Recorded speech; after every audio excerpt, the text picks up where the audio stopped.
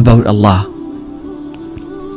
اللہ تعالیٰ کے بارے میں جاننا کہ اللہ تعالیٰ کون ہے، اللہ تعالیٰ کے ناموں کے بارے میں پڑھنا. اللہ البصیر ہے، the all seeing. اللہ العلیم ہے، the all knowing. اللہ السمیع ہے، ہمیشہ سے سن رہا ہے. اللہ الرقیب ہے، الرقیب جو کہ ہر ٹائم مجھے دیکھ رہا ہے. اللطیف جو کہ each and every minute details کو دیکھ رہا ہے. شہید، الشہید شاہد ہے، وٹنس کر رہا ہے مجھے. المحیط جس نے ہر چیز کو گھیرے میں لیا ہوا ہے، میں بھی اس کے گھیرے میں ہی ہوں. اور عائشہ بنت ابی بکر رضی اللہ عنہا کہتی ہیں کہ میں بیٹھی ہوئی تھی اور ایک عورت آئی، رسول اللہ صلی اللہ علیہ وسلم سے بات کرنے لگی. ان کا نام تھا خولہ بنت ثعلبہ. اللہ کے نبی صلی اللہ علیہ وسلم سے بات کر رہی تھی and she was talking to him in a very low pitch, low voice. کہتے ہیں کہ ہمارے درمیان بالکل کچھ میٹرز کا فاصلہ تھا. میں نے چاہا کہ میں ان کی بات کو سنوں، بٹ مجھے ان کی بات نہ کچھ سمجھ آ رہی تھی اور کچھ سمجھ نہیں آ رہی تھی. تو I couldn't figure out یہ بات کیا ہو رہی ہے، کیونکہ وہ اتنی آہستہ آواز میں بات کر رہی تھی. اور کہتے ہیں وہ بات کرتے کرتے اللہ اکبر، جبریل امین آسمانوں سے وحی لے کے آ گئے. قد سمع اللہ قول التی تجادلک فی زوجہا وتشتکی الی اللہ. اللہ نے سن لی اس کی بات جو آپ سے جھگڑ رہی ہے اپنے شوہر کے بارے میں اور اللہ سے شکوہ کر رہی ہے. واللہ یسمع تحاورکما، کہ اللہ تعالیٰ نے تم دونوں کا ڈائلاگ سن لیا. ان اللہ سمیع البصیر، اللہ تعالیٰ ہر چیز کو سنتا ہے اور جانتا ہے. تو عائشہ کہتی ہیں کہ I was amazed کہ میں اتنی دور سے نہیں سن رہی اور اللہ رب العالمین نے 7 آسمان کے اوپر عرش کے اوپر سے ان کی بات کو سن لیا. کہتی سبحان الذی وسع سمعہ الاصوات، پاک ہے وہ ذات جس کی سماعت ہر چیز کو اپنے گھیرے میں لے کے رکھی ہوئی ہے. تو ہر چیز کو سنتا ہے، ہر چیز کو دیکھتا ہے. دوسرا ٹپ، recite the Quran with contemplation with تدبر. قرآن کو کثرت کے ساتھ پڑھیں اور جان لیں کہ قرآن ہمیں ہر قسم کے گناہ سے نکال لے گا اگر ہم قرآن کو پڑھتے ہیں تو. اور سلف کہا کرتے تھے کم من معصیت فی الخفاء منعنی منها قوله تعالی ولمن خاف مقام ربہ جنتان. اللہ اکبر. کہتے ہیں کہ کتنے ہی گناہوں نے مجھے اپنے رب کی نافرمانی سے بچا لی، یعنی کتنے ہی گناہوں سے میں بچ گیا اس آیت کی وجہ سے. وَلِمَنْ خَافَ مَقَامَ رَبِّهِ جَنَّتَانِ، کہ جو اپنے رب کے سامنے کھڑے ہونے سے ڈر گیا، حساب سے ڈر گیا، اس کے لیے 2 جنتیں ہوں گی. اور یہ آیت وَهُوَ مَعَكُمْ أَيْنَمَا كُنْتُمْ، وہ تمہارے ساتھ ہے تم جہاں بھی ہو. کتنے گناہ میں کرنا چاہتا تھا، میرے پاس ایزی ایکسیس تھی، میرے لیے پاسبل تھا، کسی کو پتہ بھی نہ چلتا اور میں گناہ کر کے فارغ ہو جاتا. لیکن مجھے یہ آیت یاد ہے کہ وَلِمَنْ خَافَ مَقَامَ رَبِّهِ جَنَّتَانِ. قرآن کو تدبر کے ساتھ پڑھیں، تفکر کے ساتھ پڑھیں. تیسری چیز، to be aware of the consequences of leaving مراقبہ. اس بارے میں جاننا کہ اگر میں نے مراقبہ چھوڑ دیا، اگر میں نے یہ اس بات کو چھوڑ دیا کہ میرا رب مجھے دیکھ رہا ہے، تو پھر میرے ساتھ کیا ہوگا. اور ایک بڑی خوفناک حدیث میں جو میں اکثر بتا چکا ہوں، ثوبان رضی اللہ عنہ کی حدیث ہے. آپ نے فرمایا کہ صلی اللہ علیہ وسلم لَأَعْلَمَنَّ أَقْوَامًا مِّنْ أُمَّتِي يَأْتُونَ يَوْمَ الْقِيَامَةِ بِحَسَنَاتٍ امثال جبال تحمت البیضاء.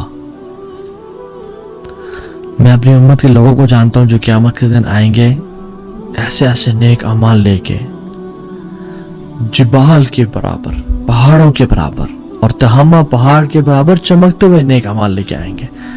فیجعل اللہ عز وجل ہباء منثورا، اللہ سبحانہ وتعالیٰ کو ان کو ذرات بنا دیں گے، ریزہ ریزہ کر دیں گے، مٹی مٹی کر دیں گے.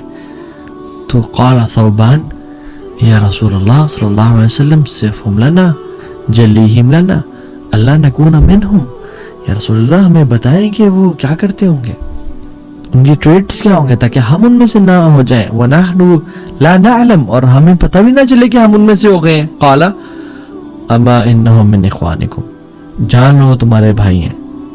وَمِن جِلْدَتِكُمْ, اور تمہارے سکن کلرز کے ہیں.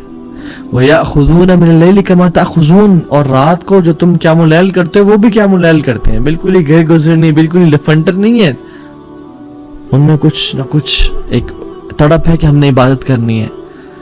وَلَكِنَّهُمْ أَقْوَامٌ إِذَا خَلَوْا بِمَحَارِمِ اللَّهِ انْتَهَكُوهَا, لیکن یہ وہ لوگ ہیں کہ جب اپنے تنہائیوں میں ہوتے ہیں اپنے اللہ کی حدود کو پامال کرتے ہیں, اللہ کی لیمٹ سے کراس کرتے ہیں, اللہ تعالیٰ ان کے تمام اعمال برباد کر دیں گے.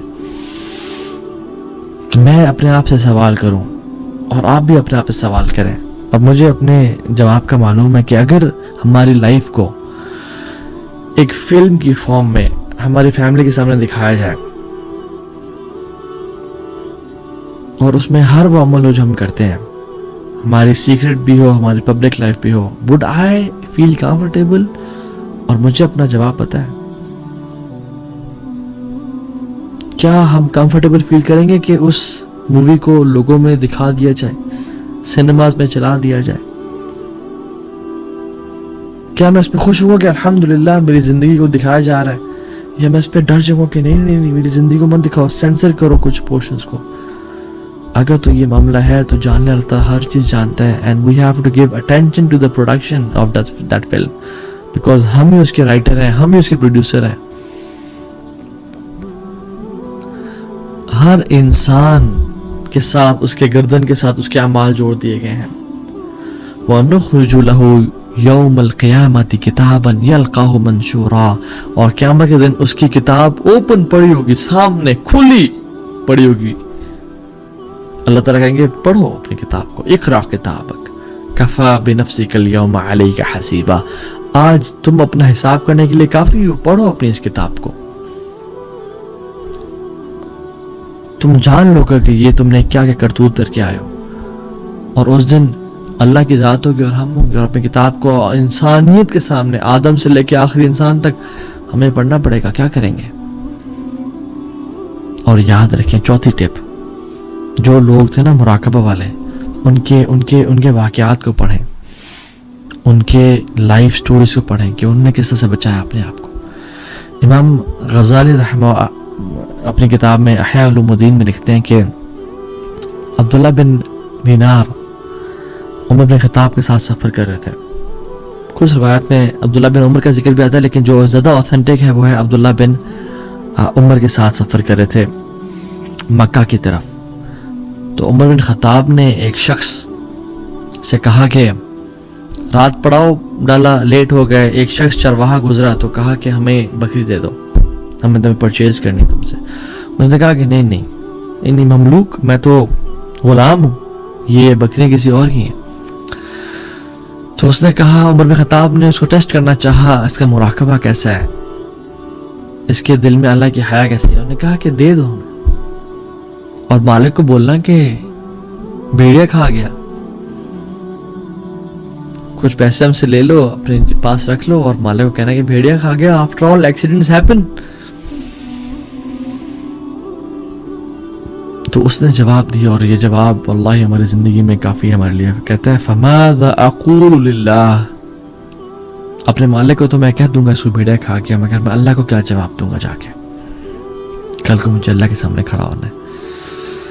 عمر بن خطاب بہت خوش ہوئے اس انسان سے اور اس کو پریز کیا, اور اگلے ہی دن اس مالک کے پاس گئے, اسے غلام خرید لیا اور اس کو آزاد کر دیا.